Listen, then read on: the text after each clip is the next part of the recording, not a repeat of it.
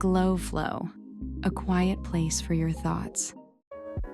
Have you ever noticed how the emptiness only shows up when the noise stops? Not when you're busy working, but on Sunday nights, during the commute home, or the exact moment you lie down in bed and the room gets quiet. That's when a thought creeps in. If tomorrow looked exactly like today, I'm not sure I'd feel any different. You aren't even sad. But somehow, you don't feel fully present in your own life. Your life is perfectly fine. No crisis, no tragedy. Yet, this heavy, hollow feeling settles in your chest. And then comes the guilt. You tell yourself, I should be grateful. Other people have it so much harder. If you've been carrying that silent weight lately, I need you to know something. You're not ungrateful. You're not broken. And you are definitely not alone.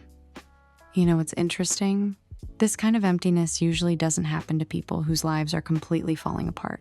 It happens to the responsible ones, the achievers, the people who spent years doing everything they were supposed to do, the ones who studied hard, worked hard, and kept going long after they were exhausted. For years, life had a clear checklist. Get the degree, find a stable job, build a career, create stability, and you did it. You survived your 20s. You built a life that looks perfectly reasonable from the outside. But then, the noise finally stops.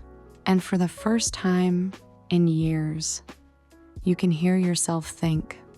And suddenly your mind asks a question that nobody prepared you for. Okay, I did everything I was supposed to do. Now what? It's like spending years studying for the biggest exam of your life. You finally finish it. You stand up. You look around, expecting some huge reward. And instead, the room is empty. It's not that your life is bad. It's that you've reached the end of a map that someone else gave you. And now you're standing there wondering where your own map begins. For years, I had what many people would call a stable life. Predictable income, predictable routine, predictable future. On paper, it was flawless. But one day, I looked around and realized something terrifying. I felt like I was living inside a beautiful golden cage. It was comfortable, safe, warm. It protected me from the storms of the world. And somehow, the life I worked so hard to build started feeling smaller than the person I was becoming. But at the same time, my soul was shrinking. Something inside me kept whispering, are you going to spend the rest of your life inside this safe cage, just surviving, when there is a whole open sky out there that your wings were actually made for? And maybe that's exactly what's happening to you. Maybe the emptiness isn't coming from a lack of success. Maybe it's coming from a lack of yourself. Somewhere along the way, you became the employee, the parent, the responsible one, the reliable friend. And without realizing it, you slowly stopped being you. Every time life asked for more, you gave away a little more of your attention, a little more of your energy, a little more of yourself, until one day, you wake up and realize you've been taking care of everything, except the person living inside all of it.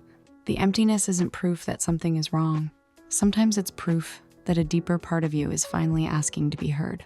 Not because you're failing, but because you've outgrown survival. So what do you do with this feeling? First, stop trying to fix it by adding more things. Don't force yourself into a grueling new 5 a.m. routine. No more goals. No more productivity. No more pressure. If the problem is disconnection from yourself, another item on the checklist won't solve it. Instead, try removing some of the noise. Let's start small. Tomorrow morning, for the first 10 minutes after you wake up, don't touch your phone. Just 10 minutes. Don't fill the void with other people's lives. Drink some water. Look outside the window. Let your mind exist before the rest of the world starts talking to it. And this week, do one thing that serves absolutely no purpose. Nothing productive, nothing profitable, nothing impressive. Just something that brings a spark to your inner child. Maybe it's buying that silly Lego set you've been looking at. Maybe it's rereading a fantasy book from your teenage years. Or maybe it's just sitting in a cafe for an hour without your laptop, doing absolutely nothing but people watching. The goal isn't efficiency. The goal is reconnection. Because sometimes the things that look unproductive are actually the things that bring us back to life. It's okay to not feel completely okay. Even when everything seems fine, you've spent years taking care of responsibilities. And honestly, you've done a really good job. You carried things nobody else understood. Maybe you're not empty. Maybe you're just exhausted from carrying versions of yourself that no longer fit. Maybe the person you've been looking for isn't somewhere out there. Maybe they're waiting underneath all the expectations you've been carrying for years. And maybe this feeling isn't the end of something. Maybe it's the beginning of finally coming home to yourself. Before you go, I'd love to hear from you. What is one thing that genuinely made you happy when you were younger that you haven't done in years? Sometimes we're more alike than we think. Take care of yourself, and I'll see you in the next one.